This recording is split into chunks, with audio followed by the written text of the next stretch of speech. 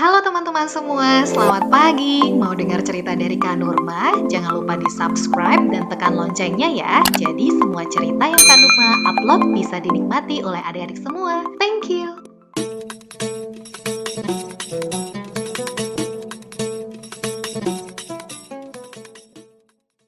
Bacalah dengan nama Tuhanmu, itulah permulaan ilmu, seperti yang diwahyukan. Menuntut ilmu suatu kewajiban, utlubul ilma walau fisin. Tuntutlah ilmu walau ke negeri Cina. Utlubul ilma walau fisin. Tuntutlah ilmu walau ke negeri Cina. Assalamualaikum warahmatullahi wabarakatuh. Apa kabar teman-teman semua? Senang sekali hari ini Jeji masih bisa menyapa di acara Kurmaja Kumpul Ramadan bersama Jeji. Teman-teman, di awal jumpa kita hari ini Jeji mau menyampaikan tentang arti dari Al-Quran surat At-Taubah ayat 60. Sesungguhnya zakat-zakat itu hanyalah untuk orang-orang fakir, orang-orang miskin, pengurus-pengurus zakat, para mualaf yang dibujuk hatinya untuk memerdekakan budak, orang-orang yang berhutang untuk jalan Allah, dan untuk mereka yang sedang berada di perjalanan sebagai sebuah ketetapan yang diwajibkan Allah. Allah Maha Mengetahui, Maha Bijaksana. Teman-teman, itu adalah ayat tentang zakat. Nah, teman-teman, hari ini Jeji mau cerita tentang zakat. Sebenarnya zakat ini, teman-teman, sudah ada di sejak zaman sahabat Rasulullah, yaitu Abu Bakar As-Siddiq. Saat menjadi khalifah, Abu Bakar menjalankan pemerintahan seperti yang diajarkan oleh Al-Quran dan sunnah Rasulullah SAW. Tapi waktu masa Abu Bakar, teman-teman, ada masalah besar yang dihadapi. Karena saat itu banyak orang-orang yang keluar dari agama Islam dan gak mau deh menunaikan zakat. Terus waktu zaman Umar bin Khattab, karena Umar adalah seorang pemimpin yang tegas, dia waktu itu mewarisi negara yang jauh lebih aman dan kuat, teman-teman. Jadi pada masa Umar banyak sekali yang saat itu membayar zakat, karena waktu itu banyak inovasi itu kayak pembaharuan gitu, teman-teman, dalam bidang hukum Islam termasuk zakat. Nah, saat itu Khalifah Umar mendirikan sebuah lembaga zakat yang disebut Baitul Mal. Apa, teman-teman? Ya, Baitul Mal. Teman-teman mungkin pernah dengar ya kata-kata Baitul Mal, sebuah lembaga yang mengurusi harta yang dikumpulkan dari orang-orang yang mampu, teman-teman.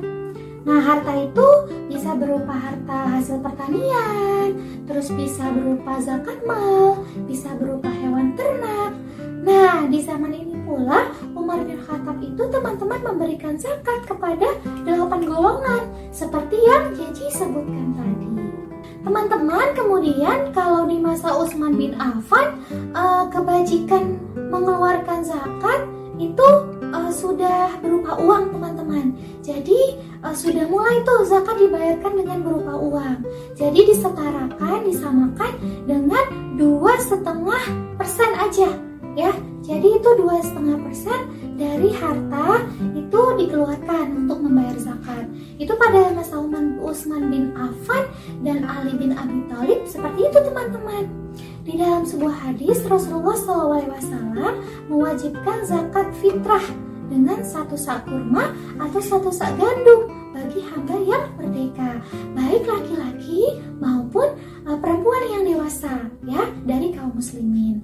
Kemudian zakat ini harus ditunaikan sebelum berangkat sholat Idul Fitri. Hadis riwayat Bukhari dan Muslim. Nah teman-teman, kalau kita kan tahu nih bentar lagi mau Idul Fitri, udah pada bayar zakat belum? Bayar ya segera teman-teman untuk membersihkan harta kita. Kalau ayah bunda belum bayar, ingatin ya, zakat fitrah itu harus ditunaikan teman-teman oleh seorang muzaki. Muzaki itu adalah orang yang memberi zakat, yang telah memiliki kemampuan untuk menunaikannya. Nah, zakat fitrah adalah zakat wajib yang harus dikeluarkan sekali setahun, yaitu saat bulan Ramadan menjelang Idul Fitri.